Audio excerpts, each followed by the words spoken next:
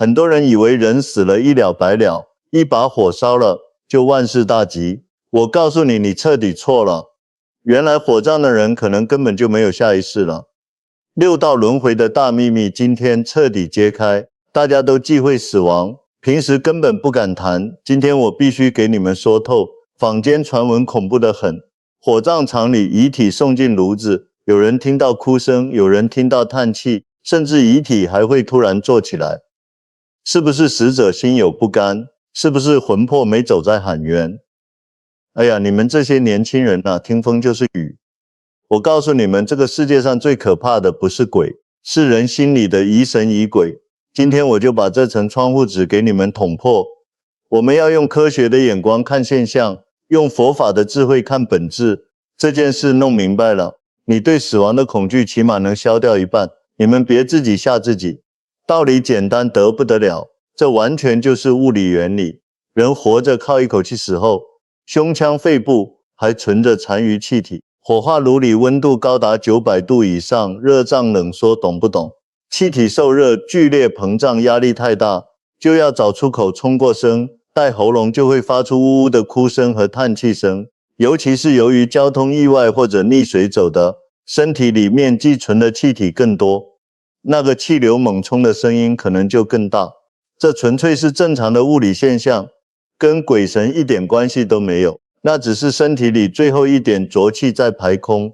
至于突然坐起来的事，你们在铁板上烧过鱿鱼没有？或者在野外烧过麦秸秆没有？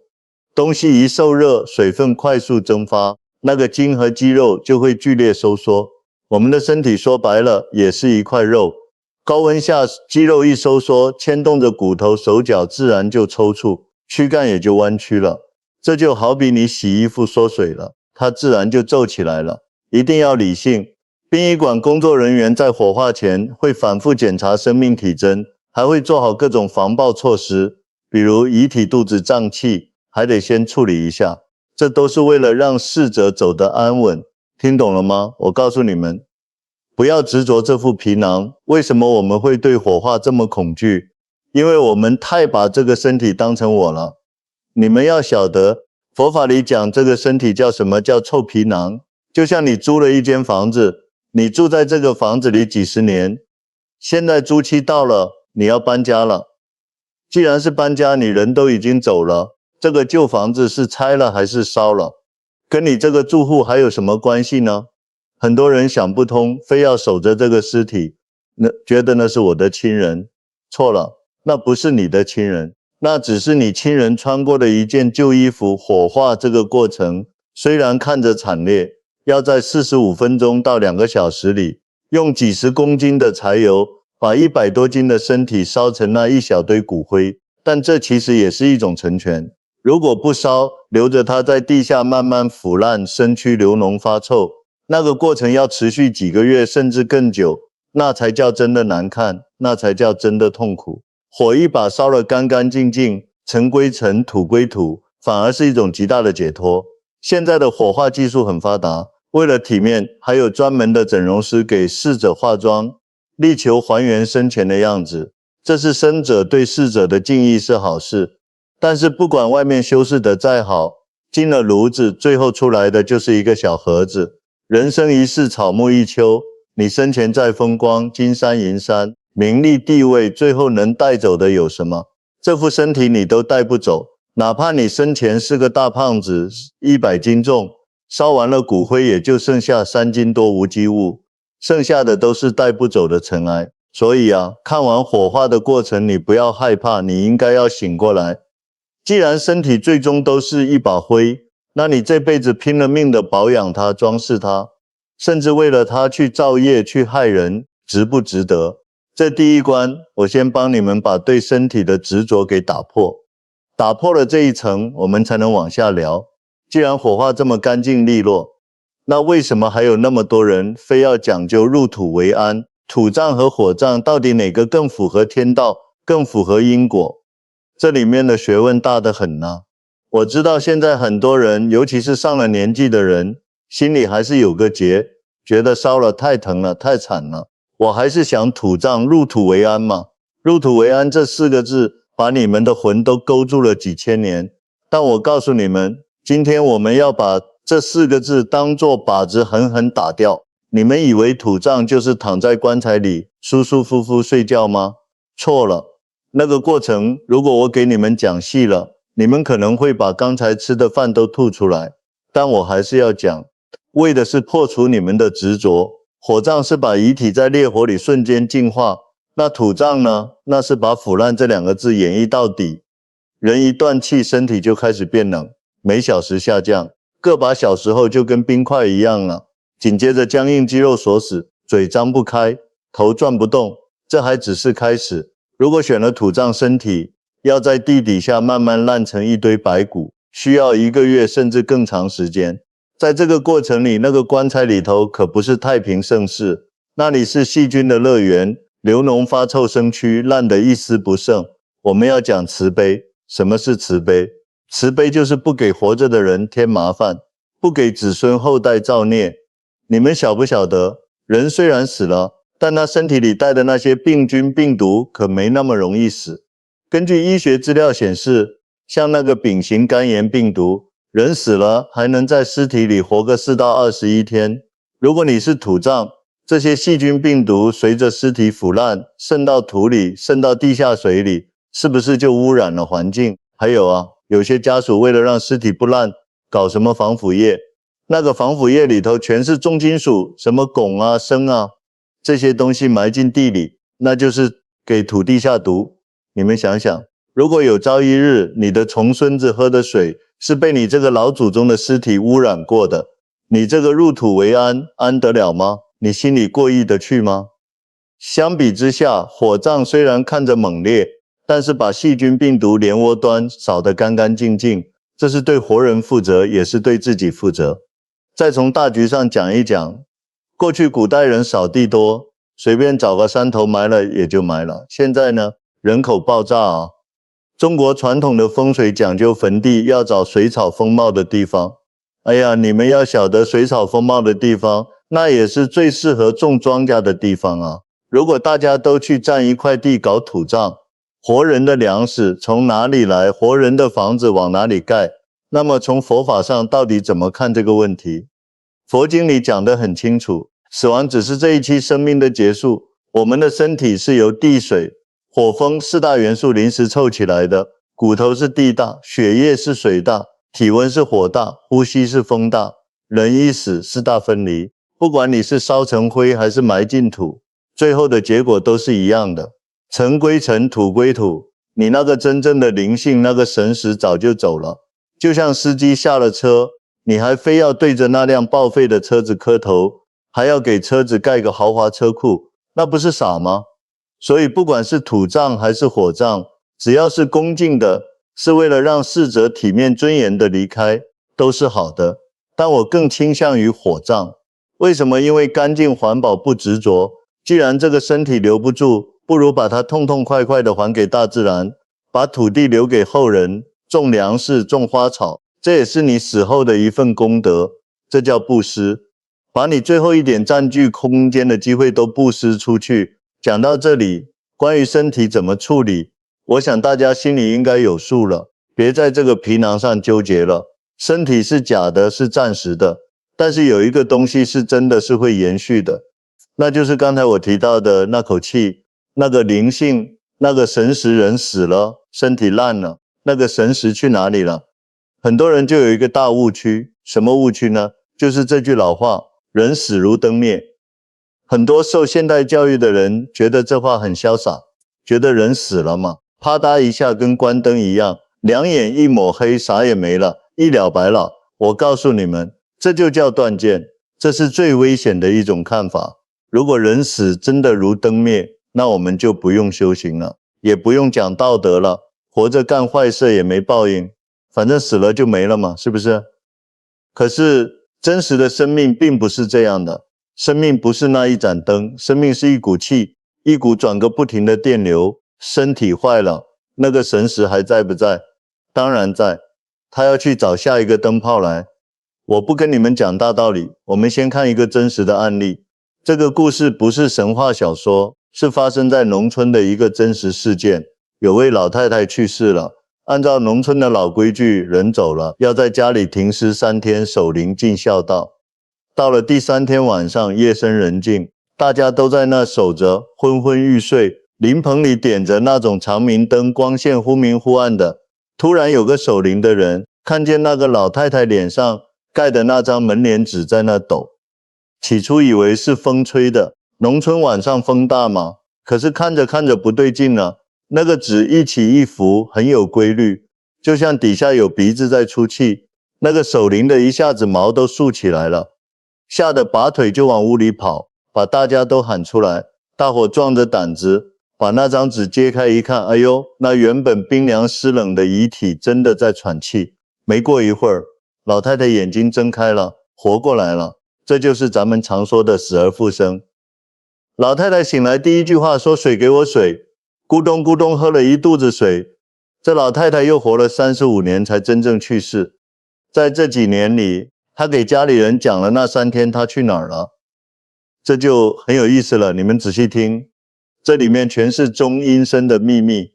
她说她感觉自己去了一个地方，那个地方天是灰的，没有太阳，也没云彩，灰蒙蒙一片，怎么走都看不到头。见到了亲人，那些早死去的爷爷奶奶爹妈，他都看见了。但是这很重要啊，他看见的亲人都变小了，住的房子也变小了，不像咱们烧的纸房子那么大，都是矮矮小小的。而且他2条腿不听使唤，不由自主的一直走一直走，也不知道要去哪，就是停不下来。路上有人看他，但没人理他，冷漠得很。他渴得要命，跟路人要水喝，没人给他，甚至那些亲人也是面无表情地看着他，一句话不说。最后他实在太渴了，也不知道怎么一激灵就醒过来了。你们听完这个故事，可能觉得这就是老太太做的一场噩梦，不对用佛法和生命科学的道理来解释，这几条现象条条都对得上号。第一，为什么不由自主地走？这就是我常跟你们讲的业力之风。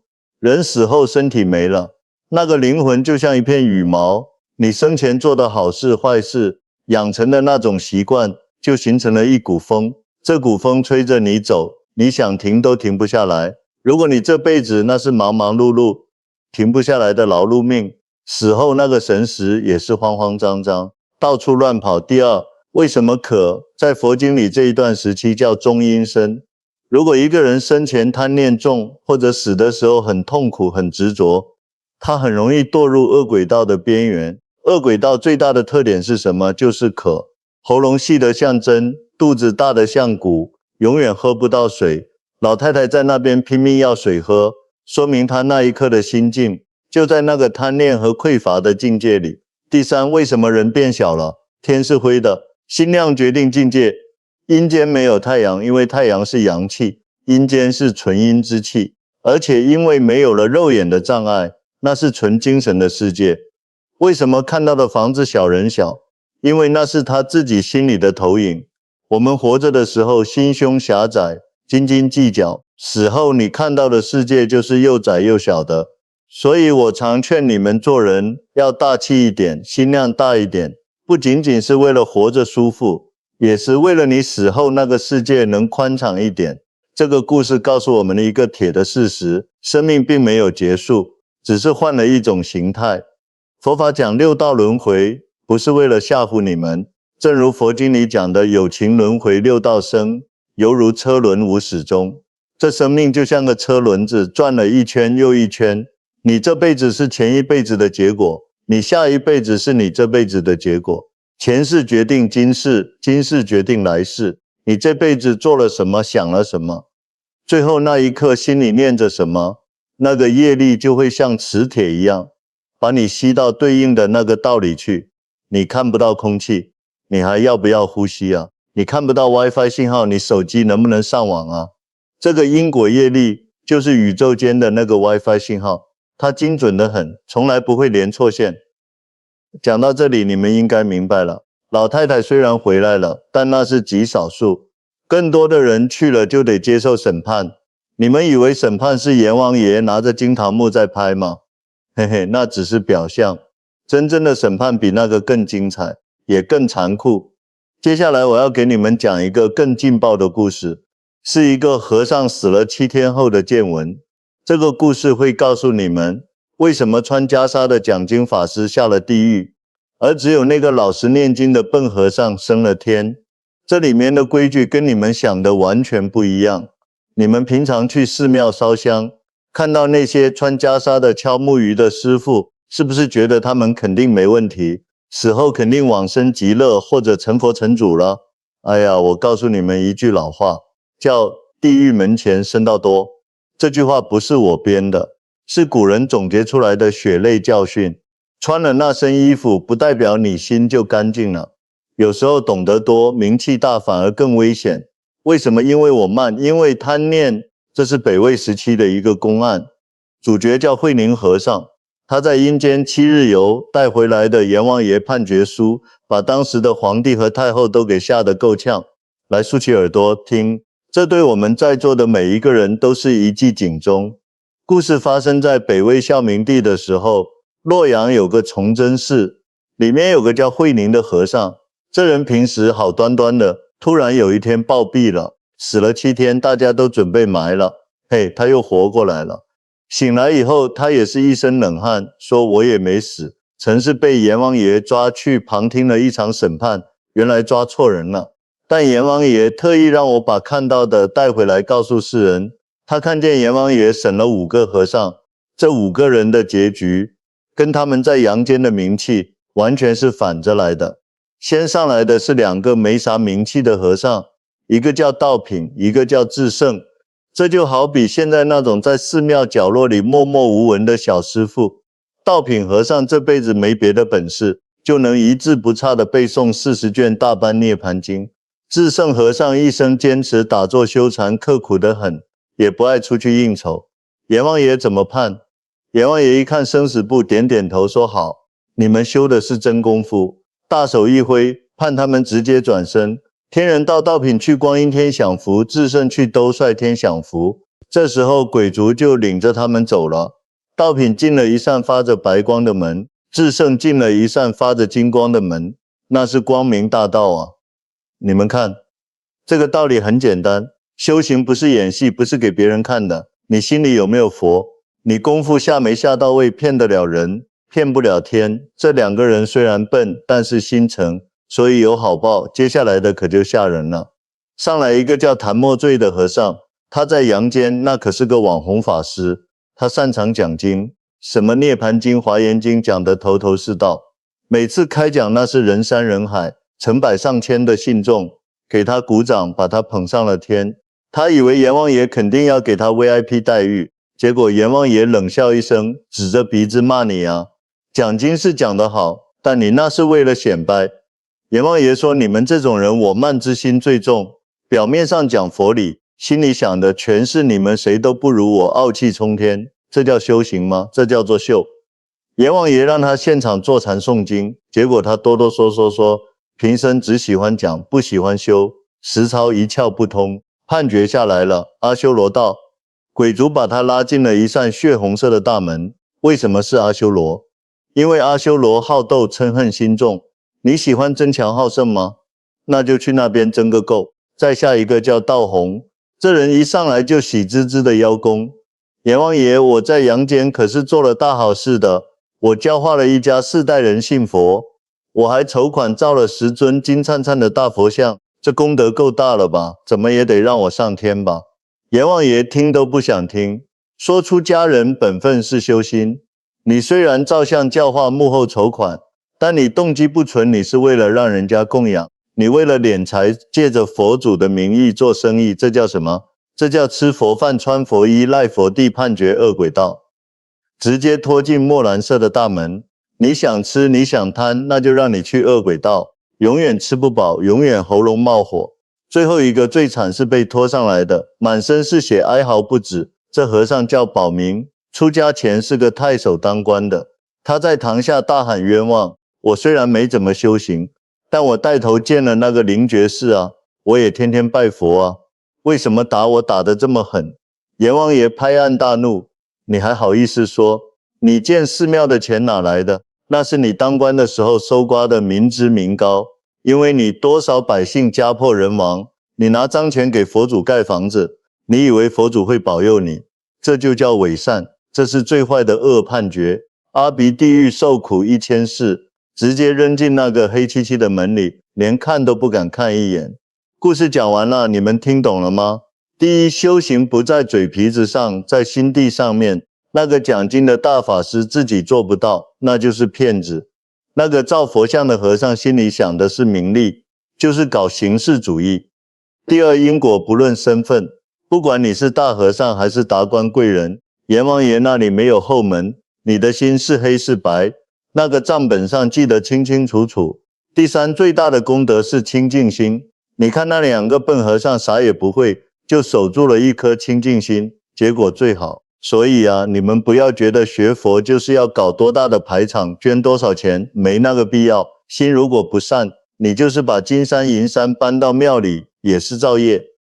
好了，讲了反面教材，把大家吓得够呛，我也不能光吓唬你们。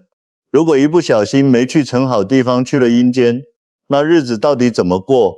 是不是跟我们在阳间一样，也要打工，也要吃饭，也要睡觉？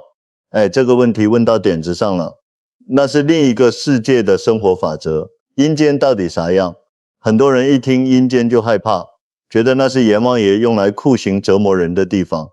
其实啊，你们错了。阴间不是刑场，阴间是一个巨大的心理投影厅。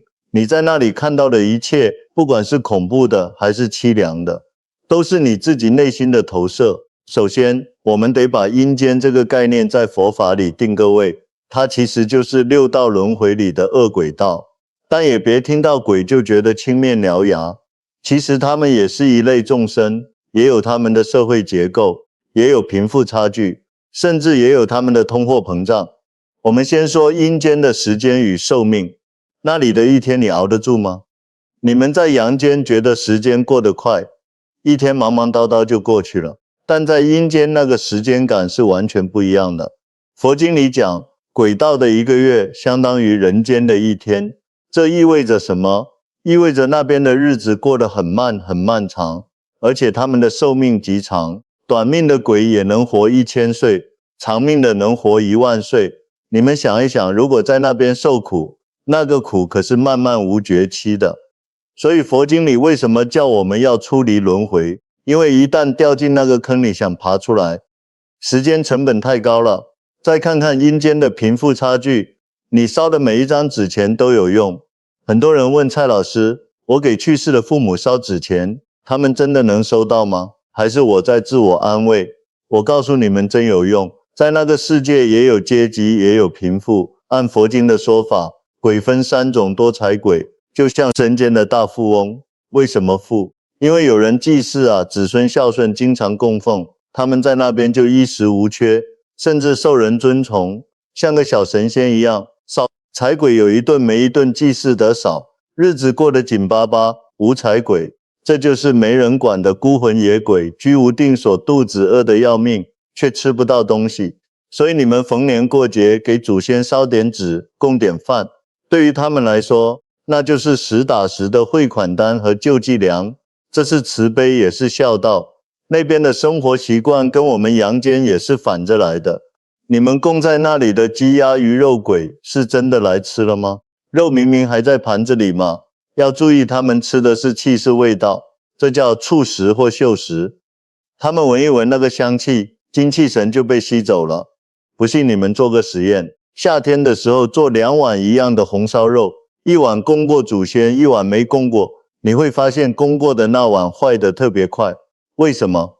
因为里面的气被吸走了，剩下的只是个渣子。阴间不需要像我们要睡8个小时，他们就是闭目养神，稍微眯一下就算睡了。为什么？因为那里没有太阳，永远是昏沉沉的，本来就跟半梦半醒差不多。也有街道，也有小店卖点杂货饮食，但是没有咱们这边这么豪华的大楼大公司，那里的一切都显得比较萧条低矮。为什么？因为那是阴气所聚，没有生机勃勃的阳气支撑。为什么阴间没有太阳？这就要讲到核心理论了，唯心所造。为什么老太太说阴间的天是灰的，看不到太阳？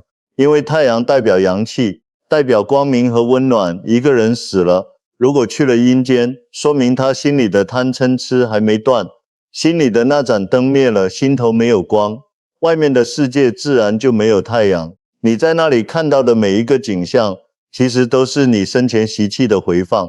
你生前喜欢算计，那里的人就冷漠；你生前喜欢布施，那就会有善人帮你。所以阴间就是你内心世界的投影厅，屏幕上放什么电影，全是你自己生前拍好的胶卷。说到这，肯定有人急了。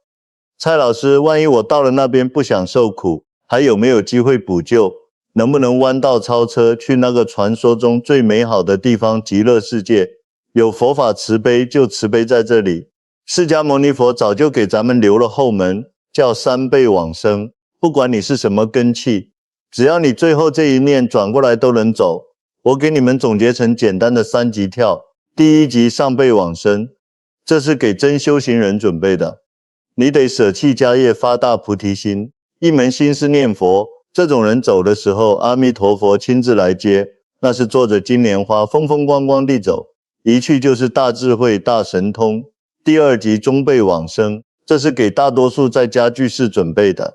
你虽然没出家，但你平时做好事，盖庙修路、斋戒、挂灯烧香，关键是你要把这些做功德的福报全部回向给极乐世界。这种人走的时候也能看见佛的化身来接引，虽然品位比学霸低一点，但也是只有快乐没有痛苦。第3级下辈往生，这个最关键，这是给那些平时没怎么大修功德，甚至临到终了才醒悟的人准备的，给绝望者铺个台阶。你不需要多么高深的学问，只要你发心，我要去极乐世界，哪怕只是在临终前念10声阿弥陀佛，心里真信，没有怀疑临终的时候，你会像做梦一样，见到佛迷迷糊糊就被带走了。虽然去了以后要在莲花里多待一阵子，但终究是脱离轮回了。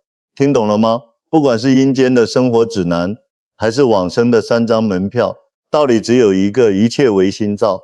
你想去好地方，现在立刻马上就要开始修这颗心，不是等你躺在棺材里了再修，那时候就来不及了。其实要往生好地方也没那么难，只要你路子走对了，哪怕是个在家的普通人也能去。我给你们讲个正面案例，这是台湾大学宋希尚教授记录的一位叫李永香教授倾诉的他父亲的真实故事。主角叫慧尊居士，他生前是个读书人，喜欢金石书画，到了50岁以后看透世态炎凉，觉得要救世道人心还得靠佛法，于是把俗事都扔了，专门研究佛学，还办了念佛社。他不图名不图利，就是想劝人向善。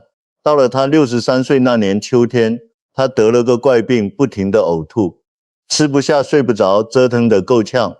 在佛法里这叫宵夜。走之前要把脏东西排一排，虽然身体痛苦，但他心很定。临走时周围的朋友都在帮他念佛，他在念佛声里安详地断气了，脉搏停了，呼吸没了，医生检查确确实实走了。过了大概10到12个钟头，突然守灵的人看见老爷子的眼睛微微张开了，嘴唇也在动，凑过去一听，哎呦，他在念佛，声音虽小但清清楚楚。又过了半小时，他开口叫儿子的名字，眼神也亮了，脸上甚至有了光彩。更神的是，他饿了10多天没吃东西，醒来一口气喝了2大碗稀粥，而且原本像霜一样的白头发，后来竟然慢慢全都变黑了，精神好得不得了，身上的病痛全没了。老爷子醒来后跟家里人讲了他这12个小时的经历，该描述跟刚才下地狱的故事是一个天一个地。他说他刚走时感觉身体还在难受，恍惚间来了一位长者端，给他一小杯热汤叫狄根，告诉他喝了这个病就好了。他一喝下去舒服极了，痛苦瞬间烟消云散。接着长者带他去了一个地方，那个地方环境视野花木茂密，五色缤纷，到处都是亭台楼阁，隐没在花海里，处处香气扑鼻，让人心神安宁。走过一座白石栏杆的曲桥，桥下盛开着繁密的莲花，最后他进了一座大殿，中间坐着一位尊者正在讲法，周围围坐着好多善人，安安静静的听，他也跟着听了一会儿，心里法喜充满，都不想走了。但这时候又来了一位长者，跟他说，你还应该回去，等把你该做的事做完了再来。他就这么一醒回来了。慧尊居士后来又活了12年，身体比以前还棒，到处劝人行善，最后再一次安详地走了。我们要琢磨一下这里面的道理在哪里。上个故事，大和尚讲经说法，名气那么大，为什么下地狱？因为他心不清净，他有贪图，他有傲慢。这个故事的慧尊居士也就是个普通老头，为什么能去极乐世界喝神仙汤？因为他心无挂碍。去极乐世界不需要买门票，唯一的通行证就是你的那颗心。第一，平时要修善，心里装着众生，这叫积福。第二，临终要正念，死时身体痛，但还在念佛，心里没有乱。第三，要信得真，白发变黑就是佛力加持的证据。极乐世界从科学角度讲，那叫高维度的生命空间，就像蚂蚁理解不了人类的大厦花园一样，我们在三维空间理解不了那个更高维度的世界，但是那个世界是存在的，那里没有勾心斗角，没有生老病死，只有纯净的意识和能量。那个敌根其实就是一种高能量的加持，一下子洗干净了污浊之气。那么具体在生活中，作为一个普通人，每天该怎么修？是不是非要天天打坐、敲木鱼才叫修行？当然不是。真正的修行根本不在深山老林里抛妻弃子去打坐，那是逃避。真正的修行叫立事练心，就在你乱糟糟的办公室里，就在你那个锅碗瓢盆的厨房里。我们刚才讲了，人死后去哪里，全看最后那一念。那你平时如果不练，临终那一刻那么痛那么乱，你怎么可能守得住？怎么练？我教你们第一个最简单的办法，叫看念头。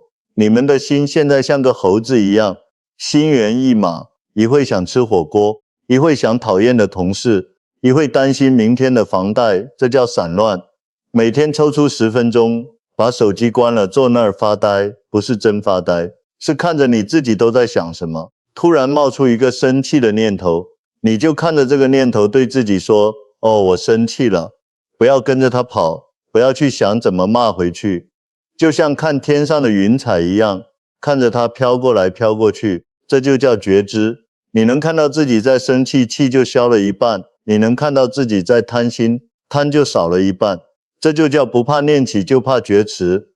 第二，进阶实操，怎么念佛才有效？很多人念了一辈子，最后还是去了阴间。为什么？因为是嘴念心，不念喊破喉咙也枉然。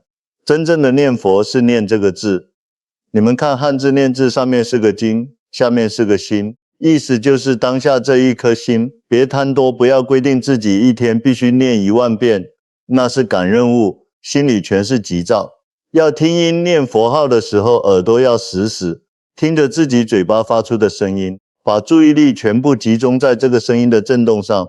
当你心里烦得要死，想发火的时候，立刻停下来，在心里默念3声佛号，用这句佛号把那个妄想给打断。这一句佛号就是你心灵的吸尘器，把心里的灰尘吸干净了，你自然就清净了。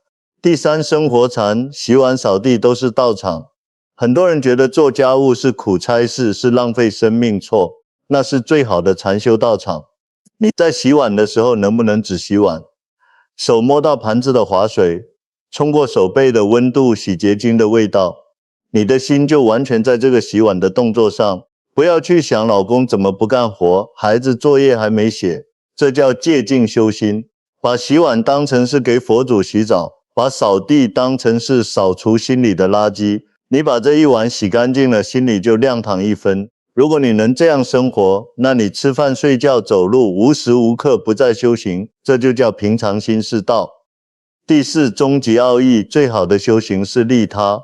最后我要把那个谜底揭开了。所有的修行修到最后，如果只为了自己成佛，自己上天，那是小乘，那是自私。真正的大智慧，最好的风水只有2个字，利他。宇宙有个天条叫反作用力，你发出去的每一个善念，最后都会弹回到你自己身上。你帮别人省了1分钱，老天会给你存1分福；你帮别人解开了一个心结，老天会给你消1分业。所以利他本质上就是最高级防线的利己。好了，今天我也啰嗦了这么久，我知道你们年轻人记性不好，听完可能又还给我了。来，我最后再给你们画个重点，这几条一定要死记住。第一，关于身体别执着，火化也好，土葬也好，那只是一件穿旧的衣服，别为了这件破衣服去争地盘，去污染环境，那是给儿孙造孽。第二，关于死亡别害怕，死不是灯灭，是搬家。你这辈子养成习惯的业力，决定了你下辈子搬去哪里。第三，关于去向别侥幸，阴间是心理的投影，极乐世界是清净的感召。地狱门前不看身份，只看良心，你的心是黑是白，那个账本上记得清清楚楚。第四，关于修行，别等待，不要等老了再修，就从现在开始。洗碗的时候专心洗碗，生气的时候看着念头。最后我要跟你们说句掏心窝子的话，今天我讲这些不是为了吓唬你们，也不是为了搞封建迷信，我是真心希望在这个浮躁的充满戾气的社会里，大家的心能安下来。佛法里讲至未得度先度人者，是菩萨发心，你自己还没完全明白，但你愿意把这些道理分享给别人，这就是菩萨心肠。你们想想，你的朋友圈里有多少人还在为生老病死恐惧？有多少人还在为了名利不择手段？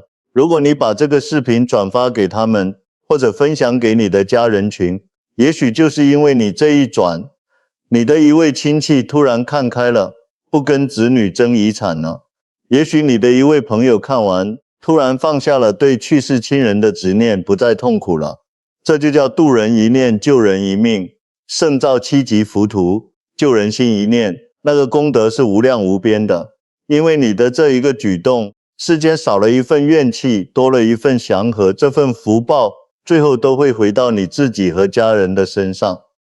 各位朋友，修行路漫漫，我们结伴而行。如果你觉得蔡老师今天这堂生死大课讲到了你的心坎里，如果你觉得这些道理对你有那么一点点启发，请动动你的手指，给视频点个赞，点个关注。这不光是对我的支持，更是在为你自己祈福。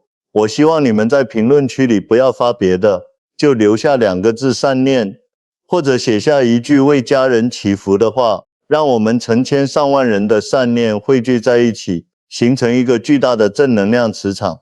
在这个磁场里，你也好，我也好，大家都能平安喜乐，60吉祥。好了，今天的龙门阵就摆到这儿，我是你们的老朋友，我们下期不见不散。